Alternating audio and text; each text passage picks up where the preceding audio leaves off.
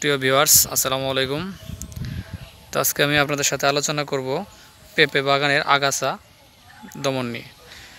তো আমার সামনে যে বাগানটা দেখতে পাচ্ছেন, দেখেন প্রচুর পরিমাণে ঘাস, মানে ঘাসের কারণে এই গাছগুলো দেখেন কতটা দুর্বল হয়ে গেছে। তো একটা বাগানে যদি ঘাস ওঠে, সেক্ষেত্রে ঘাস কি ক্ষতি করতে পারে সেটা অনেকেই অবগত নন এই বিষয়ে। প্রথমত, ঘাস হচ্ছে মূল ফসলের প্রধান শত্রু। এই ঘাস যদি জমিতে জন্মায় তাহলে দেখবেন যত খাবারে দেন না কেন সবগুলো সে খেয়ে নেবে, প্রায় সিংহভাগ সে খায়। 80% খাবে আগাছায়, আর 20% খায় আপনার মূল যে ফসল সেই ফসল। তো সেক্ষেত্রে দেখবেন আপনার খরচের পরিমাণ অনেকটাই বেশি যদি ঘাস জমিতে জন্মায়। আবার ঘাস যে জমিতে বেশি হয় সেই জমিতে দেখবেন মাটিটা অনেকটাই শক্ত হয়ে যায়, পোকামাকড় অনেকটাই বেশি আসবে, পচনজনিত রোগ এগুলো বেশি ছড়ায় এই আগাছার কারণে। আর আগাছা যদি জমিতে থাকে সেক্ষেত্রে আপনি কখনোই কাঙ্ক্ষিত ফলন পাবেন না, সেটা মানে 100% শিওর যে আপনি কাঙ্ক্ষিত ফলন কখনো পাবেন না, এটা আগাছার কারণে।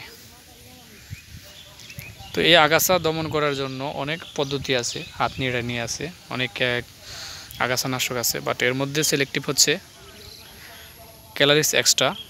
আপনারা যারা এই পেঁপে চাষ করেন তারা বিষয়টা খুব গুরুত্ব দিয়ে শুনবেন আর কি, ভিডিওগুলো দেখবেন। ক্যালারিক্স এক্সট্রা আপনারা প্রতি লিটারে 3 ml থেকে 4 ml করে ব্যবহার করবেন, গাছের গোড়া থেকে 1 ফুট দূরে আর কি।